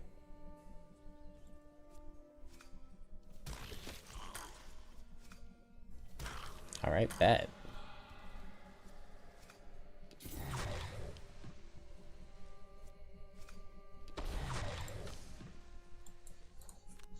Okay, so those guys have already gone. If I go here, this guy goes here, this guy goes here.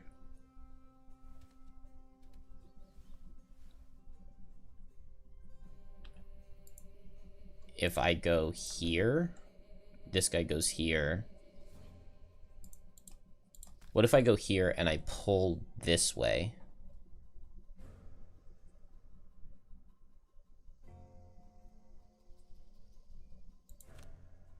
I bet that's the play.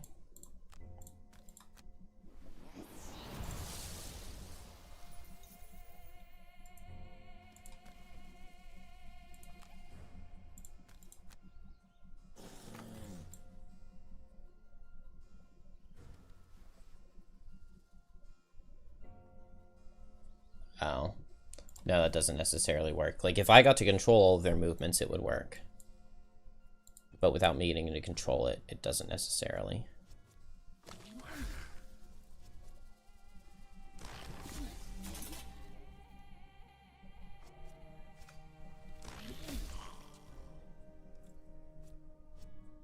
Okay, that's good, but now it doesn't work with that guy.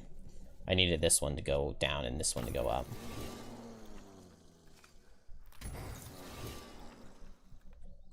Alright, so I need to either come with better boots or just, if they get this card, just reset it. I mean, it's just a 1 in 4 that they're slower than me. That's not that bad of odds. And 1 in 8 if I can get the Boots of Quickness instead. But those do cost 20 extra gold,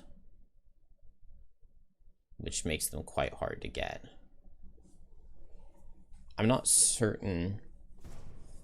I don't think it hurts anything in the Unfettered storyline for Snowflake to have Boots of Quickness over Boots of Speed. I'm pretty sure it's the same. The only downside is that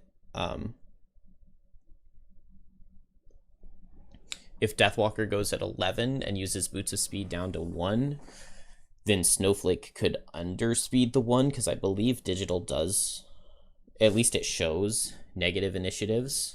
So, like, if you went at 18 with Snowflake and minus 20 down to -2, I believe that would underspeed the Deathwalker's 1. Which maybe doesn't even matter, but I do need to be going at 1 on Deathwalker for reasons. So that I can teleport an ally that moves at 1 in the Unfettered storyline. But maybe there is just no downside to having those better boots on Snowflake. It means that I need the trading post kind of high level by the time I make it, but once again, that doesn't seem too bad.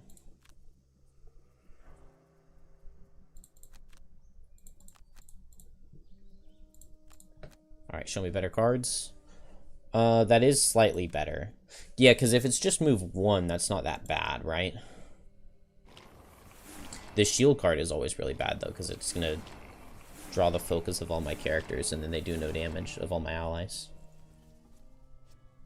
And that's just super weird to have the scout. It's so unpredictable how... where everything's going to be positioned after this first turn, just based off who moves when.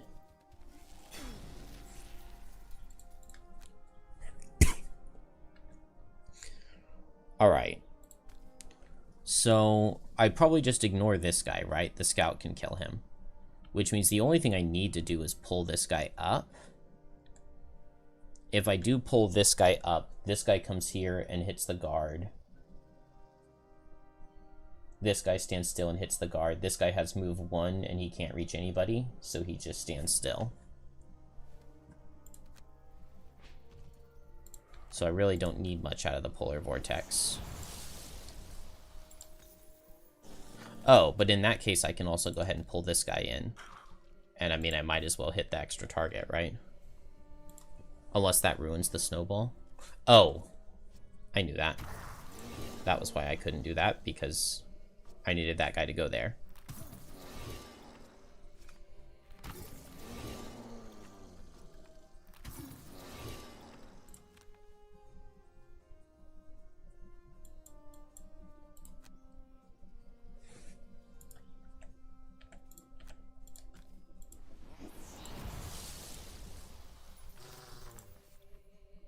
Okay, then we don't get the extra target.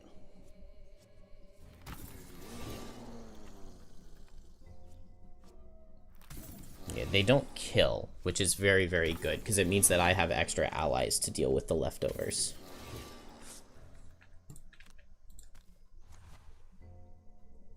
And I didn't have to use my,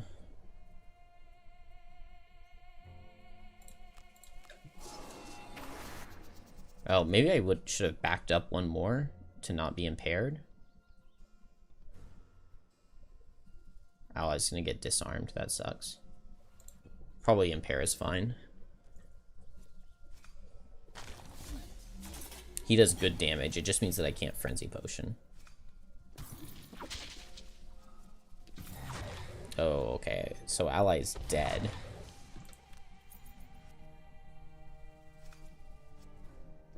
Man.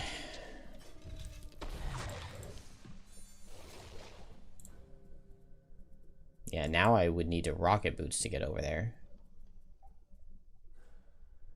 I, like, can't even do anything. It would have to be, like, bronze plating power core with just a move, which is super lame.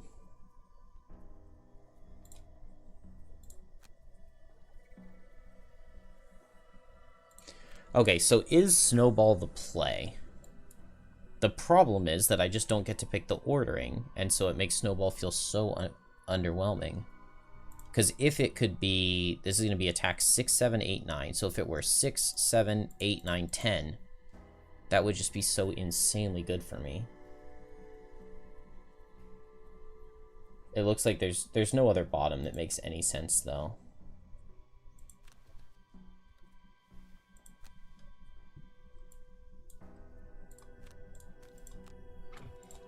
Move, pressure, boom, boom. That's annoying, but it's fine. Okay, well, not being able to eagle eye that, the impair was, it turned out really bad. Oh, with double powers, this is even stronger. I do think that double powers is the way to go. Oh, the monsters gave me light. That's so funny.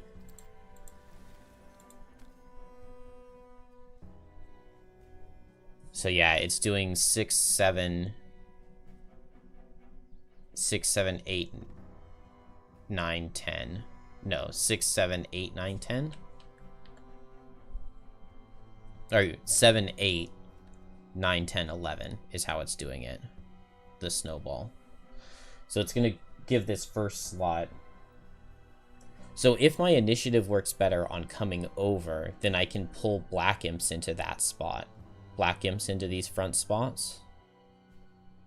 Because it might be top down, left, right. If it's here, here, here, here, here. That looks like it's top down. That would make sense.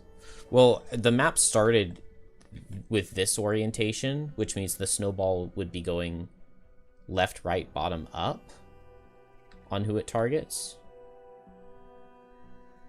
Or it might be emanating from the snowflake. Maybe that would make the most sense. Left, right, top, down on who gets the snowball. I just wish that we could pick the order that it goes off the way you can pick with Deathwalker. Because I'm completely wasting the 4 charge of the snowball going into this guy when the 0 charge would kill him. What if I...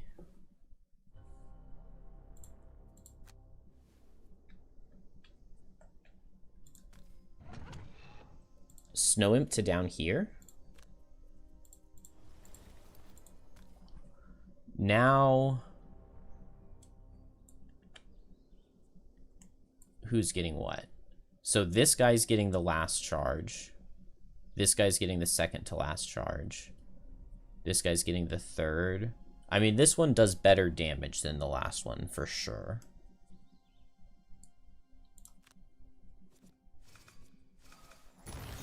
And I crit the elite.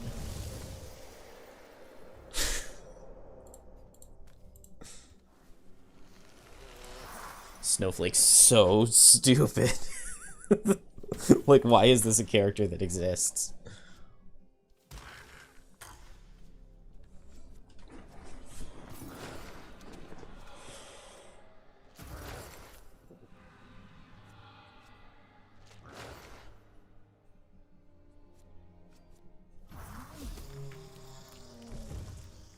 Okay, so we dominated them over there.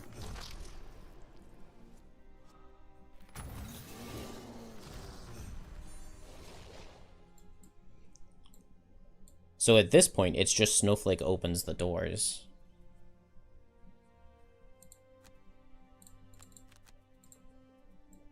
Ah, Birds in a Tempest last turn could have put Drill in position for a beam axe. Oh, but no, because obviously I couldn't do that.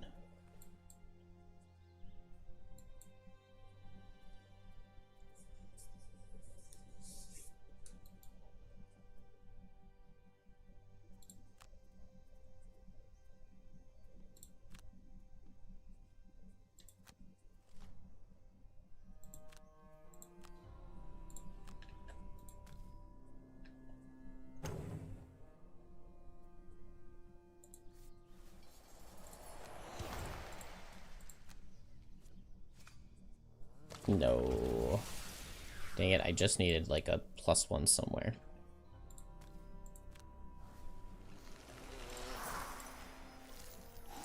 I guess I could go back and power potion it and hope to get the +1. Oh no, because this guy's gonna kill, so it doesn't matter at all. And if I open with Birds in a Tempest, then this guy can jump over even if I miss the kill.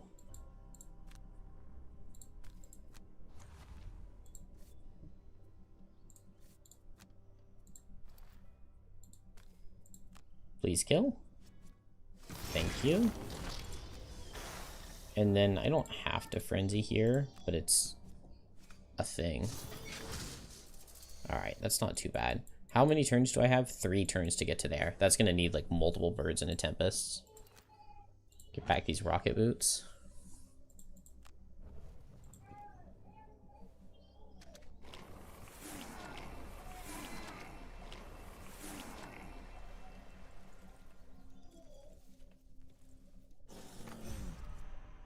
Ow. Actually, never mind. It was very much not an ow. Is that the wound one? Okay, it wounds with the top. Oh, Birds in a Tempest bugging out the Algox. We're going to be here for forever.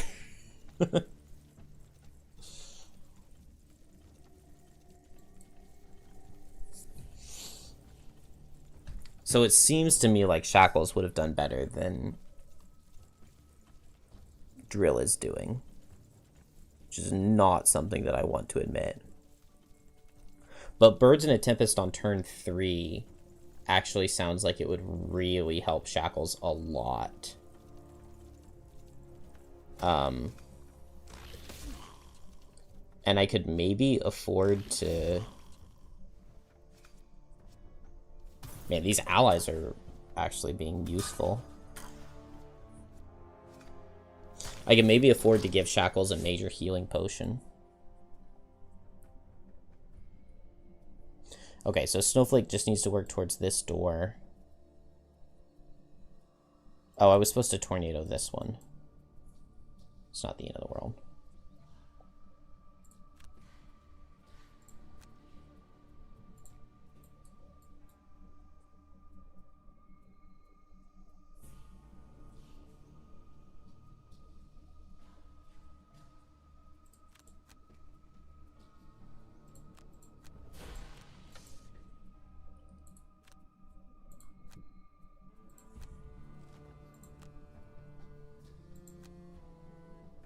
And Drill probably has to double move with the bottom next turn in order to open the door in time.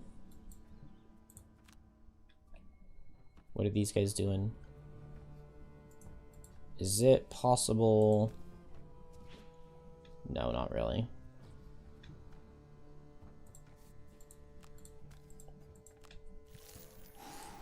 Okay, if I put this guy here, 1, 2, 1, 2, he's gonna target the wrong guy. I would love for him to kill the little thing.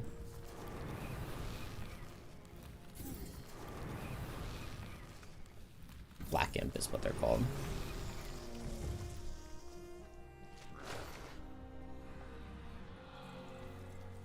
Come on, guard, you can do it. I wonder how this happens.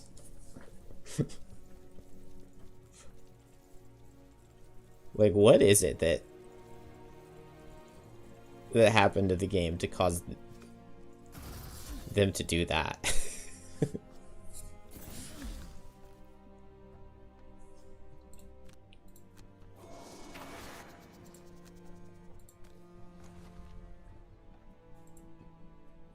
Man, Drill barely even makes it there, even with the birds in the Tempest. Crosswinds would be nice, but I can't afford to risk losing. I guess I could Blizzard right here just for kicks. And then here it's got to be double move.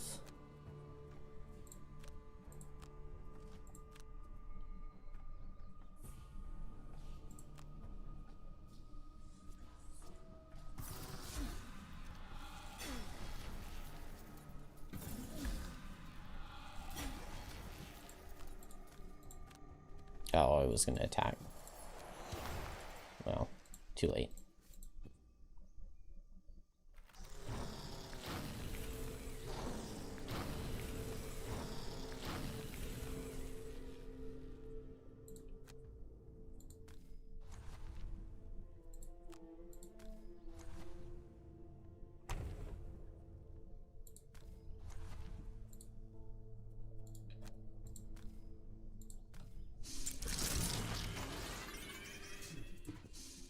Oh, even waiting to the last turn to open this door, it still has 8 health. That's actually a lot more than I thought it was going to be.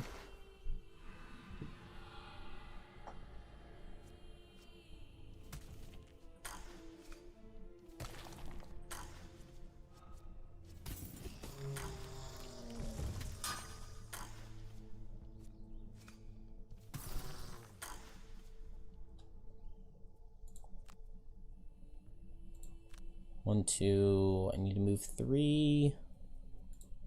We'll just take even one more turn. And then what does Drill have?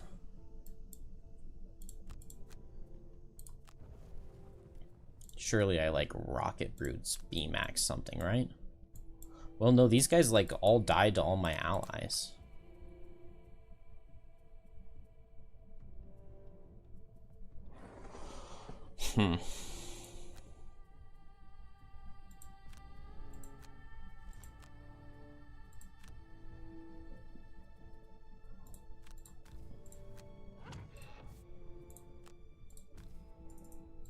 Let's just power potion this and get this guy dead. Alright, sorry, Drill. I don't think it's going to be you. I think it might be Shackles, which is just not something that I want to be saying. We'll have to see how much damage the self-damage deals.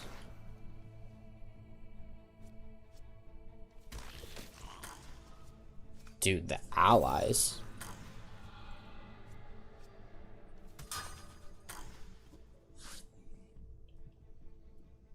Can I do anything? Not really.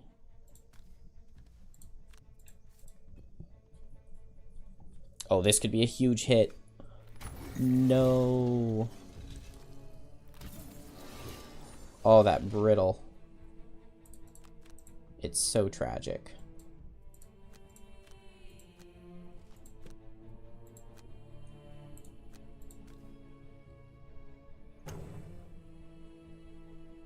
Yeah, I definitely played the wrong thing here.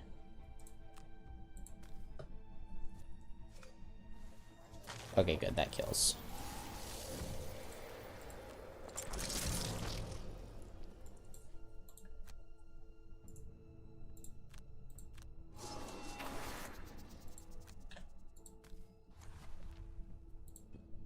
Is my guy faster? Please kill my guy. Oh, what a good Algox. Look at them putting the work in. Oh, hit that poison guy next time. Oh, are they both gonna die? No, don't do it. Hey, good job.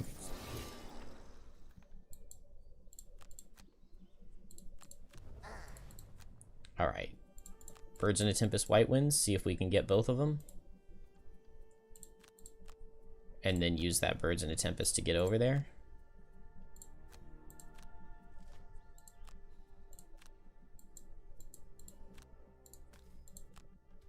Oh, I don't know if White Winds is going to reach. It reaches one. And it kills. Oh, but the scouts aren't going to be useful. But Drill makes it.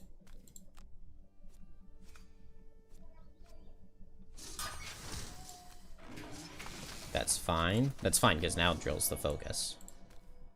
Which doesn't even matter, because he kills. Alright, I mean, that was pretty fast for this level. Like, this is a... We can definitely go faster. I do think that it might be Shackles is the answer. But I don't have enough time to give it another try. But I'm super happy with that Snowflake Polar Vortex. On the right side in the very beginning. Look at that beautiful loot that she left behind. And we got the 84 initiative card out of the... whatever they're called. And it worked just fine. So I don't need a level 5 Snowflake. It can definitely be level 4. And that'll work just fine. Because we didn't even have the level 5 card. And I think I take +1 ices over removing the -1s for zeros. Because I would much rather draw those +1 wind ices on my big AoE. And especially the attack that went into the elite down here, that kills with a +1. And doesn't with a 0. And the immobilized would be really bad, so I don't want those perks. And then Birds in a Tempest solves the Shackles movement problem. So I actually think that that's going to be the combo that does it. Which would be crazy, because I swore I was never going to find a scenario where Shackles was the answer. Because I've tested it in a couple different levels, and it's just been bad in every single one of them.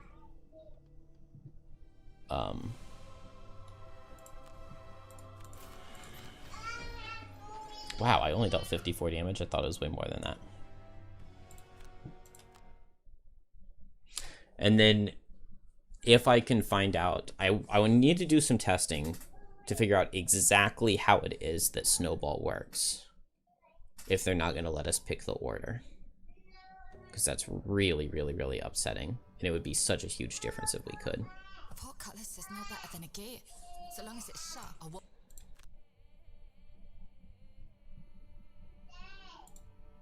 Anyway, I'm out of here.